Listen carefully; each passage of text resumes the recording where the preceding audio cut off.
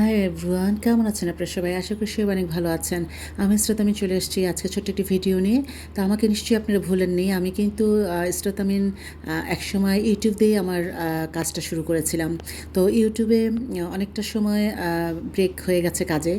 যেহেতু নানা কাজের ঝামেলায় ইউটিউব এডিট করতে অনেক সময় লাগে, তাই আমি আবার আইডি থেকে যেহেতু অনেক ধরনের সেটআপ পেয়ে গেছিলাম, তাই আইডিতে কাজ করছিলাম। তো এখন তো বুঝতেই পারছেন দেশের অবস্থা, যেহেতু নেট নেই, ফেসবুকটা চালু হচ্ছে না, তাই ইউটিউবে ওই আইডির জন্য যে ভিডিওগুলো করেছিলাম সেটা ইউটিউবে ছোট্ট আকারে আপনাদের সাথে শেয়ার করছি। আশা করি আপনাদের সবাই ভালো লাগবে। আর প্লিজ পাশে থাকবেন, যারা ইউটিউব চ্যানেলটা আমার দেখবেন, এই ভিডিওগুলো দেখবেন, ছোট্ট ভিডিওগুলো দিচ্ছি, প্লিজ সাবস্ক্রাইব করতে ভুলবেন না প্লিজ। আর যদি বেশি ভালো লেগে যায় ফ্রেন্ডস অ্যান্ড ফ্যামিলির সাথে শেয়ার করবেন। তো আশা করি সবাই আমাকে মনে রেখেছেন কিছুটা হলেও। তেমন কোনো পরিচিতি লাভ করিনি, তারপরে মনে হয় যে যারাই দেখেছেন ইনশাল্লাহ জানি মনে রেখেছেন। তো যে বিকেলে একটু চা খেতে বসছি, আর এর মধ্যে ছাদেও গিয়েছিলাম। আর নেট না থাকাতে ভালো দিক মন্দ দিক দুটো দিকই আছে।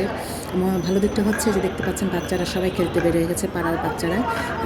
এই নেট যতদিন ছিল না ততদিন প্রায় দেখছি যে 3টা বাজলে ওরা সব বের হয়ে আসে, খেলাধুলা করে, ক্রিকেট খেলছে, এটা খেলছে সেটা খেলছে, বেশ ভালো লাগে। আর আমিও ছাদে গেলাম, দেখতে পেলেন এর আগে দেখলাম যে ছাদে গিয়ে পুঁইশাক পেরে নিয়ে আসছে খেলা। দেন অনেকের সাথে পরিচয় হচ্ছে। এরকমও হয় যে ছাদে মাদুর বিছিয়ে চা নাস্তা নিয়ে খাচ্ছে, অনেকেই ফ্ল্যাটের অনেকেই আছেন।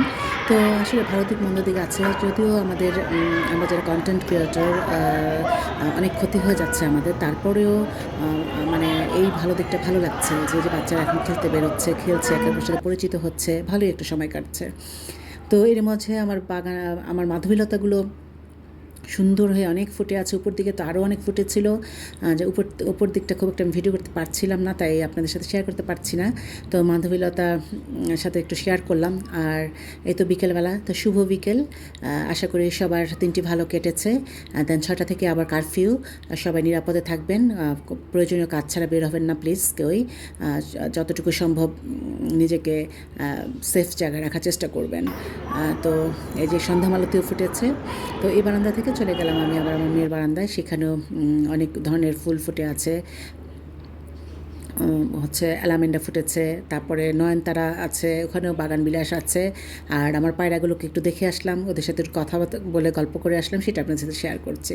তো বন্ধুরা, এই ছিল আমার ছোট্ট একটি ভিডিও আজকে বিকেলের। তো আশা করি আপনাদের ভালো লাগবে। ভালো লাগলে প্লিজ সাবস্ক্রাইব করতে ভুলবেন না, লাইক করতেও ভুলবেন না। আশা করি আপুর পাশেই থাকবেন, আপুকে এগিয়ে নিয়ে সহযোগিতা করবেন প্লিজ। তো আবার দেখা হবে নতুন কোনো বিষয় নিয়ে, নতুন কোনো ভিডিও নিয়ে। সে পর্যন্ত সবাই ভালো থাকুন, সুস্থ থাকুন, নিরাপদে থাকুন, বাচ্চাদের সাথে সময় কাটান। আর কি বলবো, যে এই দিনগুলো আল্লাহ আমাদের পার করুক। আমাদের নিশ্চয়ই আল্লাহ কোনো বিপদ আটকিয়ে রাখেন না, একসময় না একসময় আমাদের এই বিপদ থেকে উদ্ধার করবেন, তাই না? সবাই ভালো থাকেন, সুস্থ থাকেন, সে দোয়াই করি। আমার জন্য দোয়া করবেন, ঠিক আছে? আল্লাহ হাফেজ, বাই।